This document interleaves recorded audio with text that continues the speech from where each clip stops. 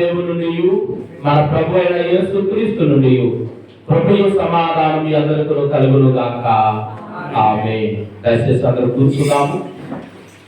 చదవబడి ఉన్న పరిశుద్ధ లేఖన వాక్య భాగములో నుంచి మూల వాక్య భాగముగా మత్తయి సువార్త 25వ అధ్యాయము 25, 26 వచనాలు చదువుతున్నాం. కనుక నేను భయపడి వెళ్ళి నీ తలంతును భూమిలో దాచిపెట్టింది, ఇదిగో నీవు తీసుకొనమని చెప్పాను. అందుకు అతని యజమానుడు వారిని చూచి, సోమరువైన చెడ్డదాసుడా, నేను విత్తని చోట కొయ్యవాడును, చల్లని చోట పంట కూర్చుకొని వాడనని నీవు ఎరుగుదువు కదా. చదవబడిన మాటలు మన వినుకుడిలో దేవుడు దీవించును గాక. ఆమేన్. చిన్న ప్రార్థన చేసుకుంటాం. మహాపరిశుద్ధుడైన దేవా, ప్రేమ కలిగిన తండ్రి, మహోన్నతుడా, నీకు వందనాలు నాయనా. నీ కృప ఇదిగో నీ బిడ్డలమైన మాయలు మీరు కనపరిచినందుకు స్తోత్రాలు. గడిచిన జనవరి నెలంతటా నీ కృపలో కాచి కాపాడి సంరక్షించి భద్రపరిచి సజీవులుగా నాయన నూతన నెలలోనికి నాయన నీవే మమ్మల్ని నడిపించినందుకు స్తోత్రాలు. సజీవులమై ఉన్న మేమందరము సజీవమైన నీ నామములో నాయన ఈ నూతన నెలలో ఈ మొదటి దినమున ఈ మొదటి ఆదివారం ముందు ఇట్టి రీతిగా కూడుకొని నేను స్తుతించున్నట్లు నీ పంపించినందుకు స్తోత్రాలు. ఎంతవరకు నీ నామమునకు మహిమ తెచ్చుకున్న రీతిని బట్టి వందనాలు. 10 నిమిషాలు నీ వాక్యమును మేము ధ్యానం చేయబోతూ ఉండగా చదవబడి ఉన్న లేఖనముల ద్వారా కూడి వచ్చిన ప్రతి ఒక్కరితో మీరు మాట్లాడండి. కూడి వచ్చిన ప్రతి ఒక్కరికి వినగలిగిన చెవిని, గ్రహించగలిగిన హృదయాన్ని దాయిచేయమని నీ పరిశుద్ధాత్మ ప్రేరేపణ ద్వారా నాయన నీవే నీ పరిశుద్ధ లేఖనముల ద్వారా మాట్లాడి నీ చిత్తమంతటిని మా ఎదుట మీరు బయలుపరిచి నీ రాక కొరకు మమ్మల్ని సిద్ధపరిచి విశ్వాసమందు మమ్మల్ని స్థిరపరిచి నడిపించి సహాయం చేయమని దయతో వినపము నీ పాదాలు చెంతకు చేర్చుకోమని యేసు నామములో అడిగి వేడుకొనుచు ఉన్నాము తండ్రి. ఆమేన్. ఆమేన్. క్రీస్తునందు ప్రియ దేవుని యొక్క సంగమా, మన ప్రభు అయిన యేసుక్రీస్తు నామములో కూడి వచ్చిన మీ అందరికీ నా హృదయపూర్వకమైన వందనాలు, శుభాలు మీకు తెలియపరుస్తూ ఉన్నా. అందరికి వందనాలు. అందరూ వందనాలు చెప్పండి. అడుక్కొని తెప్పించుకున్నారు అంతే కదా. తెలుసు కదా నమస్కారానికి ఉండాలి కదా ప్రతివన్న. అందరికి వందనాలు. మన చేతులు లేవట్లేదు పాపం, అలిసిపోయినాయేమో చేతులు ఉదయాన్ని, ఈ చలికి కుంకర్లు పట్టినాం. మంచిది. దేవుడి యొక్క ఉన్నతమైన కృపలో నూతన నెలలోనికి నడిపింపబడిన మనమందరము ఈ నూతన ఆశీర్వాదములతో దేవుని యొక్క పాదాలు చెంత మనము కూడుకొని ఉన్నాం. నిజముగా మరి గడిచిన జనవరి నెలంతటా మన జీవితంలో నూతన సంవత్సరంలో ఒక నెల గడిచిపోయింది. గడిచిన నెలంతటా దేవుడు తన కృపలో మనల్ని భద్రపరిచాడు. మన పనుల్లో, మన ప్రయాణంలో, మన మార్గములలో, మన ఆలోచనలలో, మన ఆరోగ్య పరిస్థితులలో, అనారోగ్య సమయాలలో, మన కుటుంబ పరిస్థితుల అంతట్లో కూడా దేవుడే మనకు తోడై ఉండి జోక్యం చేసుకొని మనల్ని బలపరిచి ఆరోగ్యములతో నింపి మరొక అవకాశాన్ని కలుగు చేసి ఈ నూతన దినమున ఇటు రీతిగా ఆయన పాదాలు చేత మనందరినీ కూడా నడిపించాడు. అతి కృప అనుగ్రహం చేసిన దేవునికి మహిమ, ఘనత, ప్రభావములు నిత్యము కలుగును గాక. ఆమేన్.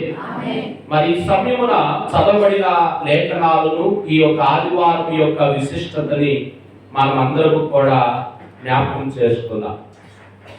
ఈ ఆదివారమును రూపాంతరము తర్వాతి ఆదివారం అంటారు. ఈ రూపాంతరము తర్వాతి ఆదివారాన్ని ఏమన్నారు అంటే శక్తియాగేషిమ ఆదివారం అని పిలిచారు.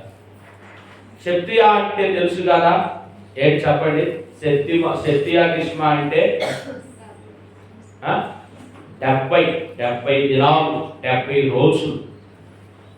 ఏంటి 70 రోజులు అంటే మన ప్రభు అయిన యేసుక్రీస్తుని యొక్క శ్రమల కాలాన్ని, లేకపోతే మన ప్రభు అయిన యేసుక్రీస్తుని యొక్క శ్రమ, మరణ, పునరుద్ధానాల గురించి మనము ధ్యానం చేయటానికి మన ఎదుట ఉంచబడిన దినాలు 70 దినాలు.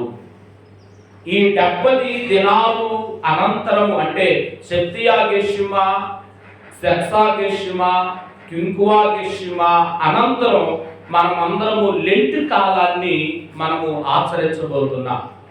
కాబట్టి ఆ లెంటు కాలములోనికి నడిపింపబడుతున్న మన అందరినీ కూడా సిద్ధపరచడం కోసం ఏర్పాటు చేయబడిన ఆదివారాలే ఈ 3 ఆదివారాలు. ఒకటి శక్తియాగేషిమ, సక్సాగేషిమ, కింకువాగేషిమ.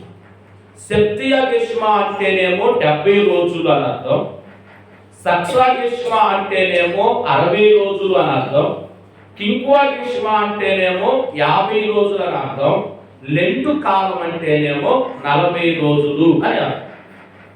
ఈ పదాలు మొత్తము కూడా లాటిన్ పదాలు, లాటిన్ భాష నుండి తీసుకోబడిన పదము. లాటిన్ భాషలో ఈ పదాలను వాడటం జరిగింది. ఆ పదాలకి తెలుగు అర్థం ఏమిటంటే దినములు, రోజులు అని అర్థం.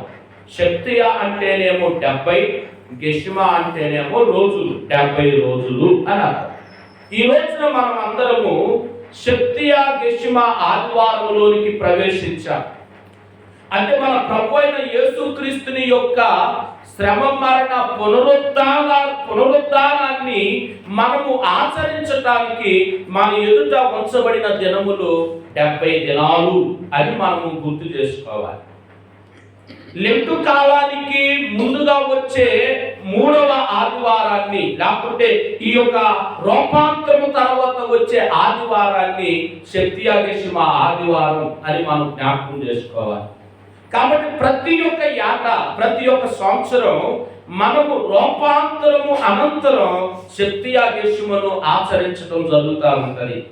ఎందుకు ఈ శక్తియాగేశమ అంటే మనలను దేవుడు లెంటు కాలానికి సిద్ధపరచడం. ఆ లెంటు కాలము ద్వారా మనము ప్రభుని యొక్క సన్నిధిలో పశ్చాత్తాపపడటానికి, మన జీవితాలను నలగొట్టుకోవటానికి, మన యొక్క విశ్వాస జీవితంలో ఉన్న లోపాలను సరిదిద్దుకొని మనమందరము ప్రభువులో పరిపూర్ణముగా మార్చబడటానికి ఏర్పాటు చేయబడినదే లెంటు కాలం. ఆ లెంటు కాలానికి మనల్ని దేవుడు సిద్ధపరచడం కోసం ఏర్పాటు చేయబడిన 3 ఆదివారాలే ఈ శక్తియాగేశమ ఆదివారము, సత్సాగేశమ ఆదివారము, కింకువాగేశమ ఆదివారం. కాబట్టి ఈ 3 ఆదివారాల యొక్క ఇంపార్టెన్స్ మనం అందరము కూడా గ్రహించాలి. ఎందుకు ఈ ఆదివారాలు అంటే మనల్ని లెంటు కొరకు సిద్ధపరచడానికి, మనలను లెంటు ద్వారా పశ్చాత్తాప హృదయాలు కలుగు చేసి దేవుడు తట్టు త్రెప్పటం కోసమే ఇదిగో ఈ యొక్క ఆదివారాలు దేవుడు మన కొరకు సిద్ధపరిచాడు అని మనము గ్రహించవలసిన వారమై ఉన్నాము. కాబట్టి ఈ శక్తియాగేశమ ఆదివారంలోనికి ప్రవేశించిన మనందరితో కూడా ప్రభు కొన్ని మాటలు మాట్లాడాలని ఇష్టపడుతూ ఉన్నాడు. ఈ చదవబడిన వాక్యముల ద్వారా 3 విషయాలు ప్రభు మనతో మాట్లాడుతున్నాడు. ఆ 3 విషయాలు మనతో మాట్లాడుతూ మన ఎదుట ఉంచిన అంశం ఏమిటంటే ఎంతకాలం నిర్లక్ష్యం.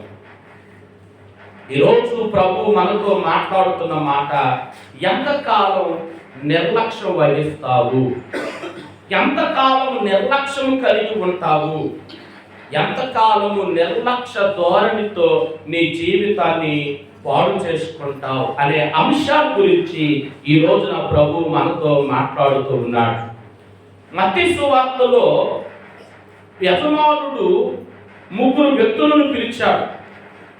3 వ్యక్తులను పిలిచి 3 వ్యక్తులకి కొన్ని తలాంతులను ఏర్పాటు చేశాడు. ఆ తలాంతులు పొందుకున్న 3 దాసుల్లో కూడా ఆ తలాంతులు తీసుకున్న తర్వాత ఆ తలాంతులని 2 దాసులేమో ఉపయోగకరముగా మలుచుకున్నారు, ఒక దాసుడేమో దాన్ని నిరుపయోగం చేశాడు. అంటే ఉపయోగం లేని దానిలాగా జరిగించాడు. ఉపయోగపడే దానిలాగా చేసిన దాసులనేమో యజమానుడు అన్నాడు, బలా నమ్మకమైన మంచి దాసులారా అని అన్నాడు.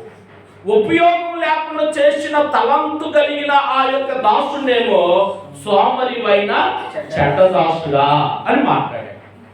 ఇక్కడ సోమరివైన చెడ్డదాసుడా అని ఒక దాసుని ఎందుకు యజమానుడు మాట్లాడవలసి వచ్చింది? ఈరోజు మనం ఆలోచన చేస్తున్న ఆ ఆలోచన ఏమిటి, అంశం ఏమిటంటే దేవుడు లేకపోతే ఒక యజమానుడు తన యొక్క దాసుని సోమరివైన చెడ్డదాసుడా అని ఎందుకు పిలిచాడు, ఎందుకు పిలవలసి వచ్చింది అనే ఆ విషయాల గురించి ఈ సమయాన దేవుడు మనతో మాట్లాడుతున్నాడు. కనుక 3 విషయాలు మనం నేర్చుకున్నాం. మొదటి విషయం ఏమిటంటే ఈ యొక్క దాసుడు చెడ్డ దాసుడుగా ఎంచబడటానికి కారణం 1 నిర్లక్ష్యం. ఏమిటి? నిర్లక్ష్యం. ఏమిటి ఆ నిర్లక్ష్యం అంటే యజమానుడు పిలిచి దాసునికి తలంతు ఇచ్చాడు. తలంతును ఆ యజమానుడు ఆ దాసునికి ఇస్తే ఆ తలంతును ఆ దాసుడు ఏం చేశాడంట? దాన్ని తీసుకెళ్లి భూమిలో పాతిపెట్టాడు. దేవుడు లేకపోతే ఒక యజమానుడు ఒక తలంతుని ఒక మనిషికి ఎందుకు ఇస్తాడు? ఆ తలంతు ద్వారా వాడబడాలి. ఆ తలంతు అతనికి అతనితో పాటు ఉన్నవారికి ఉపయోగపడాలి. ఆ తలంతు ద్వారా ఇచ్చిన యజమానునికి పొందుకున్న దాసునికి ప్రక్కనున్న వారికి కూడా ఉపయోగపడే విధంగా ఉండాలి అని యజమానుడు ఏం చేశాడు? తలంతు ఇచ్చాడు. కానీ ఈ తలంతును ఒక తలంతును పొందుకున్న ఈ దాసుడు ఏం చేశాడు అంటే ఆ తలంతును తీసుకెళ్ళి ఏం చేశాడు? భూమిలో పాతి పెట్టేశాడు. పాతి పెట్టి అంటాడు కదా, అయ్యా నేను భయపడ్డాను అని చెప్పాడు. అంతే ఉంది అక్కడ 24వ వచనంలో, 25వ వచనంలో, గనుక నేను భయపడి. ఎందుకు భయం? ఎందుకు భయపడ్డాడు? నిజంగా భయం అనేది కలిగి ఉంటే యజమానుడు చెప్పిన మాట వినాలి. భయం కలిగినోడు ఏం చేస్తారు? యజమానుడు చెప్పినప్పుడు ఖచ్చితంగా విని ఆ విన్న దానిని జరిగిస్తాడు. కానీ ఇక్కడ భయం ఏంటి? నేను ఒకవేళ ఈ తలంతుని ఉపయోగించలేనేమో, ఈ తలంతు ఇదిగో నా యజమానునికి ఉపయోగకరంగా నేను మలచలేనేమో, ఈ తలంతు నా తోటి వారికి కూడా ఉపయోగపడే విధంగా నేను ఒకవేళ చేయలేమనే భయం ఆయనలో ఉంది. కానీ యజమానుడు అంటే భయం లేదు. ఈరోజు ఈ మాటలు ఆలోచన చేస్తే మనము కూడా మాట్లాడుతూ అంటాము, దేవుడు అంటే మాకు చాలా భయం అని అంటాము లేదా? దేవుడు అంటే మాకు చాలా భయం అండి. దేవుడికి మాకు ఎంత భయం అంటే దేవుని యొక్క చిత్తమును, దేవుని యొక్క ఉద్దేశాన్ని, దేవుని యొక్క ఆలోచన, లేక దేవుని యొక్క పని, లేక దేవుని సన్నిధిలో ప్రార్థించకుండా మేము ఏ పని చేయం అని అంటారు చాలా. నిజమేనా? నిజముగా మనము దేవునికి భయపడితే దేవుని యొక్క మాట వింటాం. దేవునికి భయపడు వారు దేవుని యొక్క మాటకు లోబడతారు. ఇక్కడ ఈ దాసుడు అంటాడు కదా, నేను భయపడ్డాను. ఎందుకు భయపడ్డావు? నువ్వు భయపడిన వాడు అయితే నీ యజమానుడు చెప్పిన పనిని నువ్వు నెరవేరుస్తావు. మొదట 2 దాసులు యజమానుడు చెప్పినట్లు తలంతులు తీసుకొని ఆ తలంతులకు ఏం చేశారంట? ఇంకో కొన్ని తలంతులను సంపాదించి పెట్టారు. మరి వాళ్ళకి ఏ భయం ఉంది? నా యజమానుడు వచ్చి అడుగుతాడనే భయం ఉంది. ఈ దాసుడికి ఏ భయం ఉంది? ఒకవేళ అడిగినా కూడా తప్పించుకుందాం అనే భయం. ఈ రోజున మనలో కూడా ఉన్న భయం ఏమిటంటే దేవుడంటే భయం కాదు, ఒకవేళ ఎవరొచ్చి అడిగినా కూడా ధైర్యంగా సమాధానం చెబుదాం, అది తప్పై సరిపోయిందిలే అని ఆలోచన.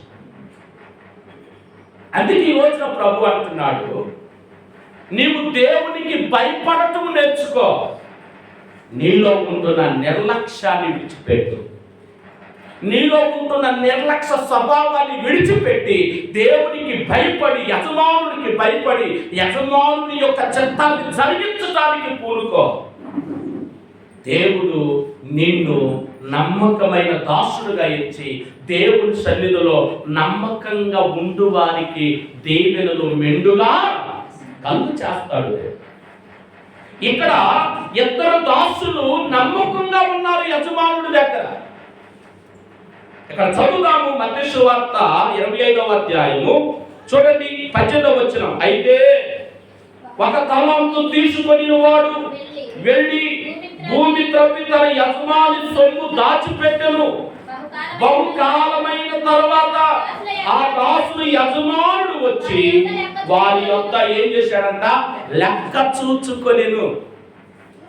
యజమానుడు ఏం చేశాడు? దూర ప్రాంతానికి వెళుతూ 3 దాసులను పిలిచి 3కి తలంతులు ఇచ్చాడు. ఇచ్చాడా? ఒక్కొక్కడికి ఎన్ని ఇచ్చారు? మొదటి వాడికి 5, రెండవ వాడికి 2, మూడో వాడికి 1. ఒక్కొక్కరికి కొన్ని తలంతులు ఇచ్చాడు. మొదటి వాడు 5 తీసుకున్నాడు, 5కి 5 సంపాదించాడు. 2 తీసుకున్నవాడు 2కి 2 సంపాదించాడు. కానీ 1 తీసుకున్నవాడు ఏం చేశాడు? భూమిలో పారిపోయాడు.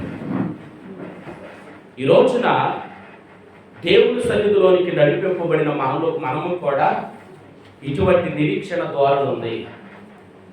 ఏంటి నిరీక్షణ అంటే? నిర్లక్ష్య ధోరణి అంటే ఏంటి? ఎంత నిర్లక్ష్యం అంటే దేవుడు మనకి కూడా తలంతులు ఇచ్చాడు. ఇచ్చాడా లేదా? ఏం తలంతులు ఇచ్చాడు? పాడే తలంతు ఇచ్చాడు, ప్రార్థించే తలంతు ఇచ్చాడు, చదివే తలంతు ఇచ్చాడు, పరిచర్య చేసే తలంతు ఇచ్చాడు, దేవుని వాక్యాన్ని చెప్పే జ్ఞానం అనబడిన తలంతులు ఇచ్చాడు.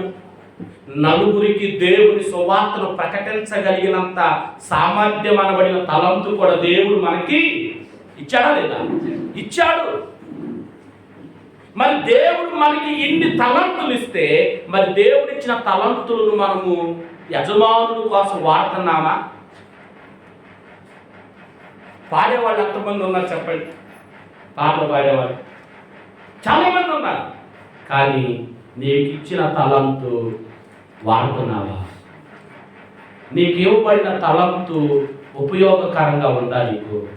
నీకు ఇవ్వబడిన తలంతుని దేవుని కొరకు ఉపయోగపడేటట్లు చేస్తున్నావా? ఒకవేళ నీకు ఇచ్చిన తలంతును నీవు విడిచిపెట్టి నిర్లక్ష్యం కలిగి బ్రతుకుతున్నావా? ఎందుకునంటే దేవుడు ఇర్మియా దగ్గరకు వచ్చాడు. ఇర్మియా దగ్గరకు వచ్చి ఇర్మియాతో మాట్లాడుతుంటాడు, ఇర్మియా, నేను నువ్వు పుట్టకు మునిపే గర్భములోనే నేను నిన్ను ఏర్పాటు చేసుకున్నా. నేను నిన్ను అనేకులకు ప్రవక్తగా చేయటానికి సిద్ధపరిచా. కాబట్టి నువ్వు నా మాటిని నేను చెప్పినట్లు చేయి ఇర్మియా అని అంటే, ఇర్మియా అంటాడు, అయ్యా ప్రభువా, నేను బాలుణ్ణి, నాకు మాట్లాడటానికి శక్తి సరిపోదు, కాబట్టి నన్ను వదిలిపెట్టు అని. ఏమన్నా చెప్పండి?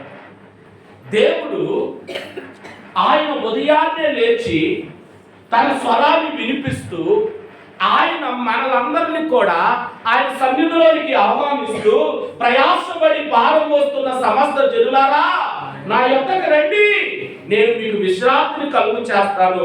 దేవుని సన్నిధిలో సంపూర్ణమైన సంతోషం ఉన్నది, కాబట్టి నా యొద్దకు రండని దేవుడు తన స్వరము చేత, తన యొక్క మాట ద్వారా, తన యొక్క శబ్దం ద్వారా మనకు వినిపిస్తున్నాడు.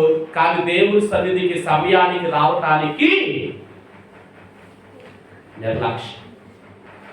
వెళ్దాంలే, పాటలేగా పాటలు, ఇంకా భాషగా ఇంకా రాలేదుగా, వాక్యం చదువుతున్నారు, ఇంకా వాక్యం చెప్పట్లేదు కదా, వాక్యం చెప్పేటప్పుడు వెళ్దాం, పాటలు అయిపోయాక వెళ్దాం, అంతే కదా. నిజముగా మనము యజమానుడు అనబడిన దేవుని మాట వింటే, మనము దేవుని యొక్క మాటకు లోబడితే, దేవుని యొక్క మాటను బట్టి మనం భయం కలిగిన వాళ్ళైతే మనం ఏం చేస్తామో తెలుసా? దేవుడు తన సన్నిధికి మనం పిలిచిన వితిన్ సెకండ్స్ లో ఉన్న పాపునే ఆయన సన్నిధిలోకి వచ్చి కూర్చుంటాం. స్తోత్రం. అవునా? అలా కదా. ఉదాహరణకి ఉద్యోగం చేస్తున్నప్పుడు అక్కడ ఉద్యోగం చేసే అక్కడ ఉంటాడు, ఎవరో మేనేజర్ అనో సిఇఓ అనో ఇంకొకడు ఉంటాడు. వాడు చెబుతాడు, ఖచ్చితంగా 7 గంటలకి నువ్వు ఇక్కడ అడుగు పెట్టాల్సిందే, నువ్వు తంబేయాల్సిందే, తంబేయకపోతే నీకు లేదు అని అంటాడు. అప్పుడు ఏం చేస్తాం? 6కే బయలుదేరిపోతాం. అవునా? 7ంటికి ఖచ్చితంగా తంబు వేసేటట్టు చూసుకుంటాం. అవసరమైతే టిఫిన్ చేయడం లేట్ అయింది అనుకో, అవసరమైతే తంబేశాక బయటకు వచ్చి టిఫిన్ చేద్దాంలే, ఒకవేళ టైం ఉంటే మార్గ మధ్యలో తినేసి వెళదాంలే అనే ఆలోచనతో పరిగెత్తుకుంటే వెళ్తాం. కానీ మరి దేవుని సన్నిధికి ప్రార్థన ప్రారంభించింది ఎప్పుడు? నువ్వు వచ్చింది ఎప్పుడు? దీన్ని ఏమంటారు? నిర్లక్ష్యం అంటారా, లేకపోతే ఇంకేమనంటారా? చెప్పాలి, మీరే చెప్పాలి. దేవుడు మనలను వేకువనే లేచి పిలుస్తున్నాడు. నా పిల్లలారా, నా ప్రజలారా, నా బిడ్డలారా, నా యొద్దకు రండి, నా వైపు తిరగండి, నా సన్నిధికి వచ్చి నా సన్నిధిలో మీరు ఉండండి, నేను మిమ్మల్ని దీవిస్తాను, నేను మీతో మాట్లాడతాను, నేను మీ యొక్క జీవితాలను బాగు చేస్తాను, మీ యొక్క బలహీనతల నుండి విడిపిస్తాను, నేను శక్తి కలిగిన దేవుణ్ణి, నా యొద్దకు రండి అంటే మనం ఎంతో నిర్లక్ష్యం చూపుతున్నాం. ఇది విశ్వాసులకు తగినది కాదు. దేవుడు ఇర్మియాతో మాట్లాడుతున్నాడు. ఇర్మియా గ్రంథంలో ఏమంటున్నాడు? ఇదిగో ఇర్మియా, నేను చెప్పినట్లు చేయాలి. నీవు పుట్టక మునిపే, తల్లి గర్భంలో ఉండక మునిపే, అసలు రూపింపక మునిపే నేను నిన్ను ఏర్పాటు చేసుకున్నా. నేను నిన్ను ఏర్పాటు చేసుకొని నీ గురించి నేను అనుకునేటో తెలుసా, నిన్ను అనేక జనుల ఎదుట ప్రవక్తగా చెయ్యాలి అని అనుకున్నాను. కాబట్టి నేను చెప్పినట్లు చెయ్యి అని అంటే ఇర్మియా అంటాడు కదా, అయ్యా ప్రభువా నేను బాగుంది, నాకు శక్తి సరిపోదు, మాట్లాడే శక్తి లేదు అంటున్నాడా? ఏమంటున్నాడు? మాట్లాడటానికి నాకు శక్తి సరిపోదయా, కాబట్టి నన్ను విడిచిపెట్టు. ప్రభువేమో రా, నేను నిన్ను బలపరుస్తా, నేను నీకు మాటగా ఉంటా, నేను నీకు తోడుగా ఉంటా, నేను నీతో ఉండి నిన్ను బలపరిచి నిన్ను శక్తితో నింపి అనేక మంది ఎదుట నిలబెడతాను అంటేనేమో ఇర్మియా అంటాడు, అవి మొత్తం నాకు వదిలే కానీ నేను రాను అన్నాడు. ఈ రోజున ఇటువంటి ధోరణి, ఇటువంటి ఆలోచన కలిగిన వారు ఈ సంఘములో లేక మన ఎదుట లేక మనతో పాటు అనేక మంది ఉన్నారు. ఈ నిర్లక్ష్యాన్ని విడిచిపెట్టాలి. ఈ నిర్లక్ష్య ధోరణిని మనం పులుస్తా పెట్టాలి. దేవుని సన్నిధికి ఎవరైతే వేగురుపాటు కలిగి సిద్ధపాటు కలిగి ఆయన పాదాలు చెంతకు వస్తారో వారిని దేవుడు గొప్పగా ఆశీర్వదిస్తాడు. 42వ సంకీర్తనలో కరువు కుమారుడు కీర్తన రాస్తాడు, దుప్పి నీటి వాగులు కొరకు ఆశపడినట్లు దేవా నా ప్రాణము నీ కొరకు తృష్టగొలుచున్నది. ఇదిగో నా ప్రాణము నీ కొరకు తృష్టగొలుచు ఉంటూ ఏమంటున్నదంటే, నేను నా దేవుని సన్నిధికి ఎప్పుడు వెళ్తున్నా, నా దేవునికి ఎప్పుడు కనబడుతున్నా అని ఆ యొక్క కొరోబు కుమారుడు ఆ మాటలు మాట్లాడుతున్నాడు. ఏమన్నాడు? నా దేవుని సన్నిధికి ఎప్పుడు వెళుతున్నా, నా దేవునికి ఎప్పుడు కనబడుతున్నా. మనమైతే మన ఆశ ఏంటి, మన ఆలోచన ఏంటి చెప్పండి? మన ఆశ ఏంటి, మన ఆలోచన ఏంటి? వెళ్దాంలే, ఇంకా టైం ఉంది కదా, ఇంకా వాక్యం ప్రారంభించలేదు కదా, ఆరాధనప్పుడు దూరతాం,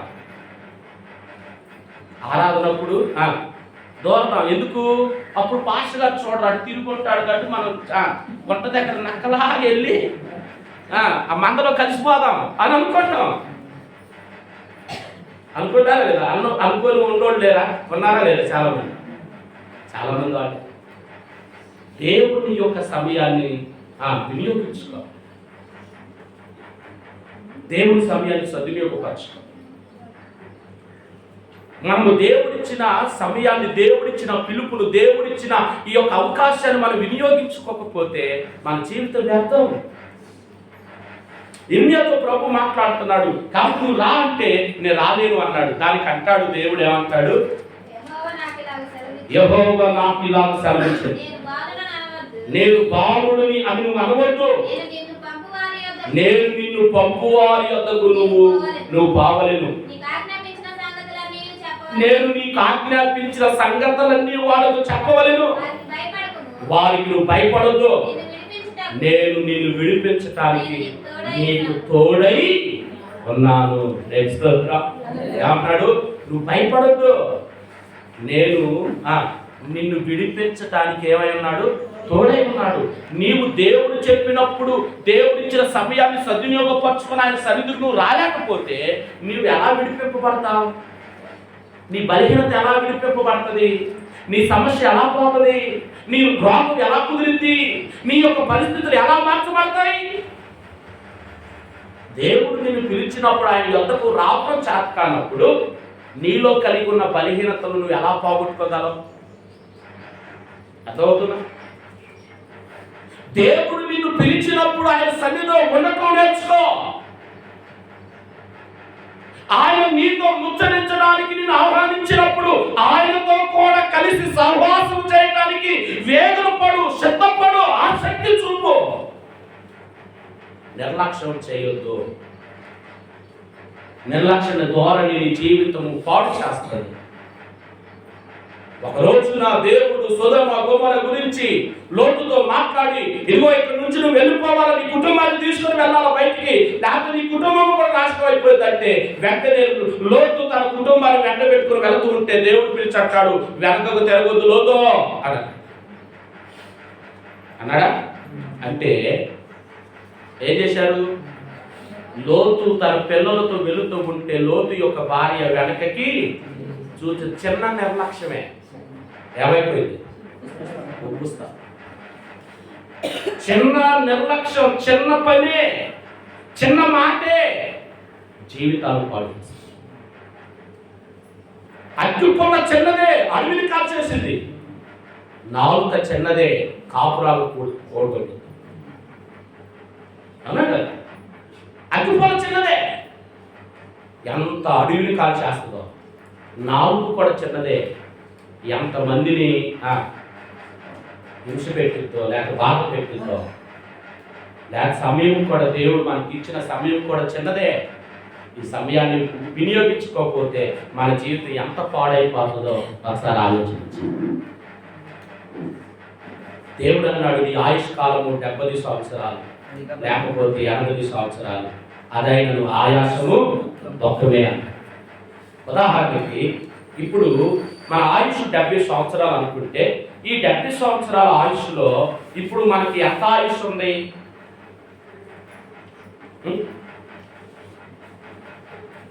70 × 365 వేసి ఒకసారి లెక్క చెప్పండి నాకు తెలుగులో. చూడండి, 70 × 365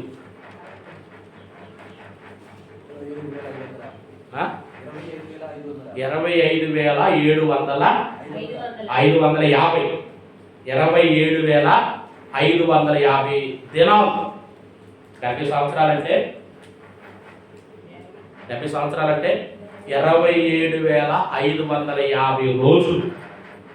ఈ 27,550 రోజుల్లో ఇప్పుడు మన ఆయుష్ 1 సంవత్సరమా? ఒక్కొక్కరికి 20, 30, 40, 50, 60 సంవత్సరాల కూడా ఉన్నారు. అంటే ఇప్పుడు ఒకవేళ 60 సంవత్సరాలు ఉన్నవాళ్ళు ఉంటే 60 సంవత్సరాల్లో ఇప్పుడు 70 సంవత్సరాలు పోతే, అంటే 70 సంవత్సరాలు 60 సంవత్సరాలు పోతే ఎన్ని సంవత్సరాలు? 10 సంవత్సరాలు. 10 × 365 10 × 365 3,650 రోజులు. అంటే మన ఎదుట ఉందంటే ఇంకా బహు తక్కువ సమయం. ఏది 60 సంవత్సరాలకు వేసుకుంటే, అదే మన వయసుకి వేసుకుంటే దాని మీద ఇంకో 2,000 సంవత్సరాలు ఉంటుందేమో. రోజులు లెక్క, సంవత్సరాలు లెక్క కాదు. అంటే మన జీవితం ఎంత స్వల్పమో, ఎంత అల్పమో ఇక నేను అర్థం చేసుకోవాలి. అందుకే దేవుడి సమయాన్ని నిర్లక్ష్యం చేయకూడదు. దేవుడిచ్చిన అవకాశాన్ని నువ్వు నిర్లక్ష్యం చేయకూడదు. ఇర్మియా అంటున్నాడు, నేను వెళ్ళలేనయ్యా, నాకు శక్తి చాలదంటే నువ్వు అనొద్దు, నేను పంపు చోటకు నువ్వు వెళ్ళు, నేను ఆజ్ఞాపించింది వాళ్ళతో మాట్లాడు, ఇదిగో నువ్వు భయపడొద్దు, నేను నిన్ను విడిపించటానికి నీకు తోడై ఉంటాను అన్నాడు. వెంటనే దేవుడు ఇర్మియా యొక్క నోటికి ఆయన ముట్టగానే అతని యొక్క నోరు తెరవబడింది. అతడు వెళ్ళి అనేక మంది ఎదుట దేవుని యొక్క లేఖనాలను ప్రకటించాడు. ఈ రోజున నీవు కూడా దేవుని సమయాన్ని సద్వినియోగపరచుకొని నిర్లక్ష్యాన్ని విడిచి ఆయన సన్నిధికి నువ్వు వస్తే ఆయన నీ రోగములన్నిటిని కుదురుస్తాడు, నీ పరిస్థితులన్నిటిని మారుస్తాడు. ఆయన నీకు తోడై ఉండి నిన్ను ధైర్యముగా నిలవబెట్టి అనేక మంది వరకు నిన్ను సాక్షిగా ఉంచుతాడు. కాబట్టి ఇకనైనా నిర్లక్ష్యం వదిలిపెట్టండి. దేవుని యొక్క సంగమా, ఎక్కడైనా మనలో ఉంటున్న నిర్లక్ష్య స్వభావమును, నిర్లక్ష్య ధోరణిని విడిచిపెడితే మన జీవితము ధన్యం. అందుకే మొట్టమొదటి విషయం అంటున్నాడు, దేవుడు మనకు తలంతులు ఇచ్చాడు, తలంతులు నిర్లక్ష్య పెట్టకూడదు. పాడగలిగిన శక్తి ఇచ్చాడు, చక్కగా దేవుని స్తుతించు.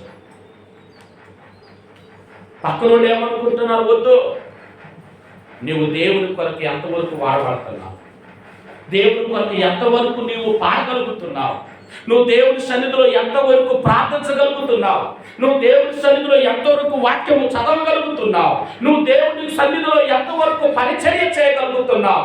వాళ్ళు చూస్తున్నారు, వీళ్ళు చూస్తున్నారు, వాళ్ళు అంటున్నారు, వీళ్ళు అంటున్నారు, ఇటువంటి మాటలు విడిచిపెట్టి ఎక్కడైనా ప్రభు కొరకు నమ్మకంగా పరిచయ వారికి దేవుని దీవెనలు మెండుగా కలుగుతాయి. సామెతల గ్రంథంలో చెబుతాడన్నమాట. ఎవరైతే నమ్మకంగా నమ్మకంగా దేవుడి సన్నిధిలో పనిచేస్తారో వారికి దేవుని యొక్క దీవెనలు ఏం చేస్తాయంట? సమృద్ధిగా దొరుకుతాయి. అందుకే మొదటి ఇద్దరు దాసులు దేవుని యొక్క అంటే యజమానుని దగ్గర చక్కగా వారు నమ్మకంగా పనిచేశారు. అందుకు ఆ యొక్క యజమానుడు ఏం చేశాడు? బలా నమ్మకమైన మంచి దాసుడు. ఈ రోజున మనము కూడా సమయాన్ని సద్వినియోగపరుచుకొని ఆయన సన్నిధిలో మనము కూడా నమ్మకంగా ఉండగలిగితే దేవుడు మనల్ని కూడా దీవిస్తాడు. సామెతల గ్రంథము 28వ అధ్యాయము 20వ వచనములు అంటాడు, నమ్మకమైన వారికి దీవెనలు మెండుగా కలుగును, ధనవంతులకుటకు అతులుతపడు వాడు శిక్ష నొందకపోడు. నమ్మకంగా దేవుని ఎదుటుండు, దేవుడు నిన్ను మెండుగా దీవిస్తాడు. ఒకటి, దేవుడిచ్చిన తలంతులను నిర్లక్ష్య పెట్టొద్దు. రెండు, దేవుడు పిలిచిన పిలుపును నిర్లక్ష్య పెట్టొద్దు. ఇక చివరిగా మూడో విషయం, అపోస్తల కార్యముల గ్రంథము 17వ అధ్యాయము. అపోస్తల కార్యముల గ్రంథము 17వ అధ్యాయము చదువుదాం ఒకసారి. 17వ అధ్యాయము 25వ వచనం. ఆయన అందరికీ జీవమును ఊపిరిని సమస్తమును దయచేయవాడు కనుక తనకు ఏదైనా కొదువై ఉండునట్లు మనుషుల చేతులతో సేవింపబడువాడు కాడు. ఇక్కడ ఏమంటున్నాడు చూడండి, 25వ వచనం, ఆయన అందరికీ జీవమును ఊపిరిని సమస్తమును దయచేయవాడు. దేవుడు మనుషులందరికీ మనందరికీ ఏం చేస్తున్నాడంట? ఊపిరి, జీవము, ఆరోగ్యము, ఆశీర్వాదము అన్ని దేవుడు మనకి ఇస్తున్నాడు. ఇస్తున్నాడా? ఆరోగ్యం ఇచ్చేది ఎవరో? ఊపిరి ఇచ్చేది ఎవరో? ఎవరు? దేవుడేనా? గాలి ఇచ్చేది ఎవరు? చెప్పరే, దేవుడే కదా. మరి అన్ని ఇస్తుంది దేవుడైనప్పుడు మరి అన్ని ఇచ్చిన దేవుణ్ణి ఎంతవరకు సంతోషపరుస్తున్నాం? ఎంతవరకు ఆయన మహింపరుస్తున్నాం? నీ పనులైతే, నీ యొక్క ఉద్యోగములైతే, లేకపోతే నీ యొక్క ఆలోచనలైతే, నీ ఉద్దేశాలైతే చక్కగా నెరవేర్చుకుంటున్నావే, మరి అన్ని చేయటానికి నీకు ఆరోగ్యమును, ఊపిరిని, జీవాన్ని, అదేవిధంగా నూతన వత్సరాన్ని, నీకు కావలసిన ప్రతిదీ దేవుడు ఇస్తున్నప్పుడు అన్నీ ఇస్తున్న దేవుని కోసం నువ్వు ఇంకెంతగా పని చేయాలా? నువ్వు ఎంతగా ప్రయాసపడాలా? పొందాలి ప్రయాసం ఉందా? అపోస్తలుడైన పౌలు ఎదెన్సు ప్రాంతానికి వచ్చాడు. ఎదెన్సు ప్రాంతానికి వచ్చి చూస్తే ఆ ప్రాంతం మొత్తం చూడగా విగ్రహాలతో నిండి ఉన్నది. విగ్రహాలతో నిండి ఉన్న ఆ ప్రాంతాన్ని చూచిన ఆ పౌలు అంటాడు, బా వీళ్ళు ఎంత దైవభక్తి కలిగిన వాళ్ళు అని అనేసాడు. అనేసి ముందుకు వెళుతూ ఉంటే కొన్ని ప్రతిమలు కనబడ్డాయి. అయితే ఒక ప్రతిమ కానొస్తుంది, అంటే ఒక గుడి కానొస్తుంది. అక్కడ ఏ ప్రతిమ లేదు, ఖాళీగా ఉంది. తెలియబడని దేవునికి అని రాయబడింది. ఏముంది?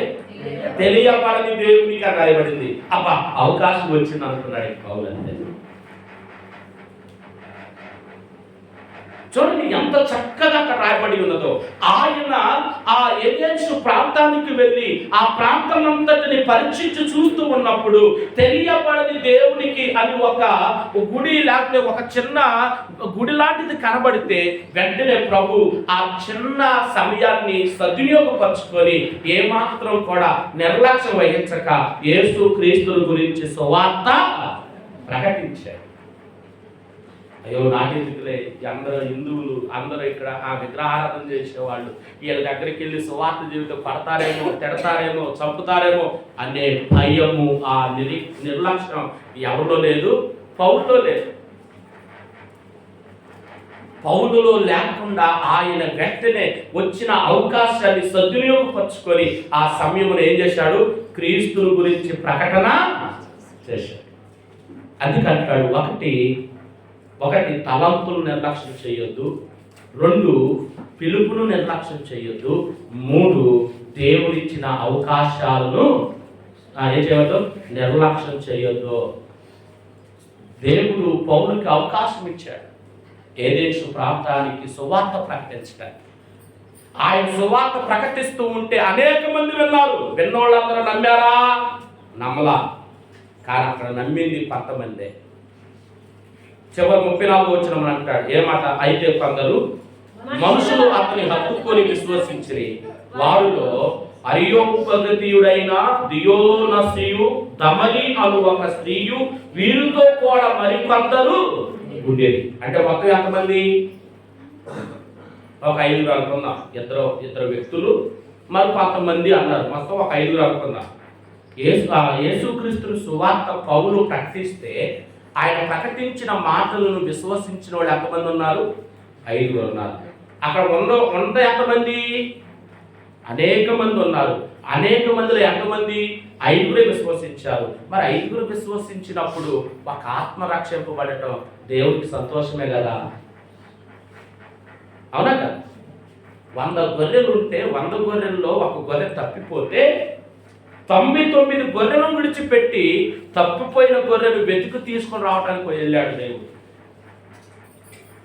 ఈ రోజున నిన్ను నన్ను మనందరినీ కూడా తప్పిపోయి లోకములో తిరుగులాడుతున్న మనందరినీ తిరిగి మరలా మార్గములో ఉంచడానికి, ఆయన సన్నిధిలో పెట్టడానికి మన కోసమే ఈ లోకానికి వచ్చాడు. ఆయన మన కొరకు శ్రమ నొందాడు. ఆయన మన కొరకు అనేక గాయాలు నొందాడు. ఆయన మన కొరకు తన రక్తాన్ని చిందించాడు. ఆయన మన కొరకు తన ప్రాణమునే బలిగా అర్పించాడు. ఎంత చేసిన ఆయనకి మనం ఏం చేశాం? మనం ఏం చేస్తున్నాం చెప్పండి. యేసు ప్రభు మన కొరకు ఎంతో చేశాడు. మరి మనము ప్రభు కోసం ఏం చేశాం? దేవుడు ఆరోగ్యం ఇచ్చాడు. ఇచ్చిన ఆరోగ్యాన్ని దేవుని యొక్క నామ మహిమ కొరకు వాడావా? దేవుడు నీకు సమయాన్ని ఇచ్చాడు. ఆ సమయాన్ని ప్రభు పని కొరకు వాడావా? దేవుడు నీకు మంచి తలంతులు ఇచ్చాడు. ఆ గాత్రాన్ని ప్రభు కొరకు కొనియాడేటట్లు చేశావా? దేవుడు నీకు ధనం ఇచ్చాడు. ఆ ధనమును ప్రభు పరిచర్య కొరకు ఎప్పుడైనా వాడావా? దేవుడు ఎంత చేశాడు. మరి నువ్వేం చేస్తున్నావు? నువ్వేం చేశావు? ఏం చేస్తున్నావు? అందుకే ఈ రోజున ప్రభు వాక్యం అంటుంది, ఎక్కడైనా ఎంత నిర్లక్ష్య స్వభావాన్ని విడిచిపెట్టి ప్రభు కొరకు నీ వంతు నీవు వాడబడాలి. ప్రభు కొరకు నువ్వు మహిమగా మార్చబడాలి. ప్రభు కొరకు నువ్వు సాక్షిగా జీవించాలి. ప్రభు కొరకు నీవు నడిపింప. ఎక్కడైనా నిర్లక్ష్యాన్ని విడిచిపెట్టు. చివరి ఒక మాట చదివి ముగించుకో. హెబ్రీ పత్రిక 2వ అధ్యాయము 3వ వచనం. ఎంత గొప్ప రక్షణను మనము నిర్లక్ష్యము చేసిన ఎలాగ తప్పించుకుంటాము? అట్టి రక్షణ ప్రభు బోధించటం వలన మొదలయ్యి దేవుడు తన చిత్తానుసారంగా సూచక్రియల చేతను మహత్కార్యముల చేతను నానా విధములైన అద్భుతముల చేతను వివిధములైన పరిశుద్ధాత్మ వరములను మనకు అనుగ్రహించట చేతను వారితో కూడా సాక్ష్యం ఇచ్చుచుండగా ఏదట మిగిలిన వారి చేత మనము దృఢపరచబడాలి. మిగిలిన వారి చేత వినిన వారి చేత. పౌలు వెళ్ళాడు, ఏదేసు ప్రాంతానికి వెళ్ళాడు, సువార్త ప్రకటించాడు. ప్రకటించగానే అక్కడ విన్నవారందరూ దేవుణ్ణి నమ్ముకున్నారు. మరి ఈ రోజున దేవుని మాటలు వింటున్నా మనం ఎవరికైనా ఒకసారి ప్రకటన చేశామా? ఒక్కరికైనా సువార్త ప్రకటించామా? ఆ బాధ్యత ఇప్పుడు తీసుకున్నావా? ప్రాంతానికి వస్తున్నావు. మరి సన్నిధిలో వింటున్న మాటలు ఒక్కరికైనా నువ్వు వినిపించావా? దేవుని సరిదంటే నిర్లక్ష్యం, ఆయన పిలుపంటే నిర్లక్ష్యం, ఆయన సువార్త పరిచయం అంటే నిర్లక్ష్యం. మరి ఏది విశ్వాసికి ఉండవలసిన బాధ్యత? విశ్వాసి కలిగి ఉండవలసిన కర్తవ్యం ఏది? నువ్వు చేయవలసిన విధులేవి? దేవుని కొరకు నువ్వు చేయవలసిన పని ఎంతో ఉంది. కానీ ఆయన పని నువ్వు చేయకుండా నిర్లక్ష్యం వహిస్తున్నావు. అది నీకు తగునా? సోమరి అయిన చెడ్డదాసుడు అంటున్నాడు, నాకు నువ్వు భయపడతావని, నేను విత్తన చోట విత్తుతాను అని, నేను కొయ్యన చోట పాస్తానని చెప్పినప్పుడు నీవు సాహుకారి దగ్గర పెడితే వడ్డీతో సహా వసూలు చేసేవాడు కాదు, నేను భూమిలో పెట్టేశా. ఏంటి ఉపయోగం? దేవుడు నీకు తలంతు ఇచ్చాడు, ఆ తలంతు నువ్వు వాడకుండా దుర్వినియోగపరిచేస్తే ఉపయోగం ఉంది. నీకు ఇచ్చిన తలంతును పక్కోడి కన్నా ఉపయోగపడేటట్టుగా వాడాలి కదా. అర్థమవుతుందా? దేవుడు నీకు అవకాశం ఇచ్చాడు, నువ్వు సద్వినియోగపరచలేకపోతున్నావు. అవకాశం పక్కనోడు కన్నా ఇచ్చి ఉండు, వాడని ఉపయోగపడతాడు. మన ఆలోచన విధానం మార్చాలి. అందుకని కూడా ఎక్కడైనా నిర్లక్ష్య స్వభావాన్ని విడిచిపెట్టాలి. దేవుని సన్నిధికి సమయానికి రాకుండా నేర్చుకోండి. ఆయన పిలుపుని విని ఆయన సన్నిధిలో చక్కగా నడవటం నేర్చుకోండి. ఆయన యొక్క వార్తలు విని ఆయన కొరకు ఫలించేటట్లుగా మీ జీవితాన్ని మలుచుకోండి. దేవుని సన్నిధిలో ఎవరైతే నమ్మకంగా ఉంటారో వారికి దేవుడు మెండుగా దీవెనలు నిండుగా అనుకరింప చేస్తారు. కాబట్టి బలా మంచి దాసులుగా ఎంచబడిన వారు యజమానుడు చెప్పిన పనిని, లేకపోతే యజమానుడు ఇచ్చిన తలంతులను, ఆ తలంతులకు మరొక తలంతులు సంపాదించి తండ్రిని మహింపరిచారు. ఒకడేమో ఇచ్చిన తలంతులు కూడా వాడుకోవటం చేతరాక, ఇచ్చిన సమయాన్ని కూడా వాడుకోవటం చేతరాక, ఇచ్చిన అవకాశాన్ని కూడా వినియోగించుకోవడం చేతరాక కాలక్షేపం చేసేసాడు. దానికి చివరికి యజమానుడు అన్నాడు, వీడు తీసుకెళ్లి చీకటి గృహలో వేసాడు.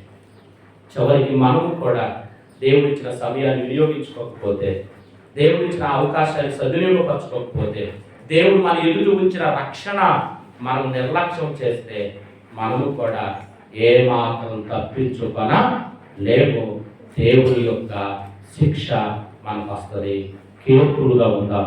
ఎక్కడైనా ప్రభు ఇచ్చిన సమయాన్ని సద్వినియోగపరచుకున్నాం. ఆయనతో కలిసి నిత్యము నడిపింపబడదాం.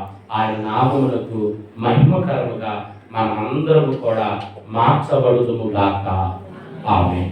సమస్త జ్ఞానం మించిన దేవుని యొక్క సమాధానం యేసుక్రీస్తు వలన మృదులకు మీ తలంపులను కావుయుడును గాక. ఆమేన్. దేవా